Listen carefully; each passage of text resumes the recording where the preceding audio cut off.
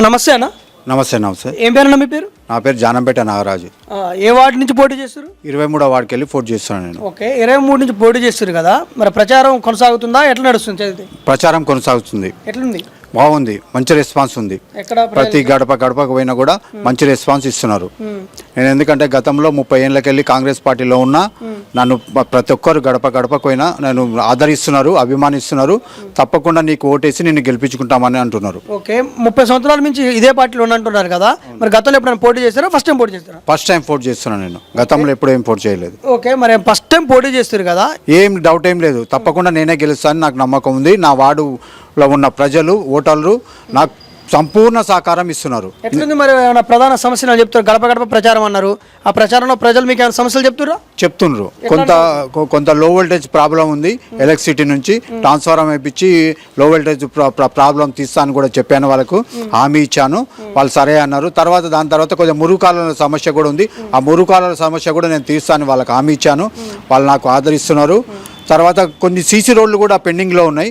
పెండింగ్లో ఉన్న ప్రతి సీసీ రోడ్ల నిర్మాణం తప్పకుండా ఎమ్మెల్యే గారి దృష్టికి తీసుకుపోయి, అధికార పార్టీ ఉంది, నాకు ఓటేసి ఆదరించి నన్ను గెలిపిస్తే ఎమ్మెల్యే దృష్టికి తీసుకుపోయి నేను సీసీ రోడ్ల నిర్మాణం పూర్తిగా వార్డులో ఉన్న సమస్యలను నిర్మిస్తానని వాళ్ళకు హామీ ఇవ్వడం జరిగింది. సీసీ రోడ్ నిర్మాణం, ట్రాన్స్ఫార్మర్ ఇవన్నీ చేయాలంటే ఖర్చుతో కూడిన పని కదా, ఇవి ఎట్లా చేయగలుగుతారు? అధికార పార్టీ ఉంది మాకు. తెలంగాణలో కాంగ్రెస్ పార్టీ రేవంత్ రెడ్డి గారు అధికారంలో ఉన్నారు, సీఎంగా ఉన్నారు. కాంగ్రెస్ పార్టీ నుంచి ఇక్కడ తూడి మేఘారెడ్డి గారు ఎమ్మెల్యే గారు ఉన్నారు.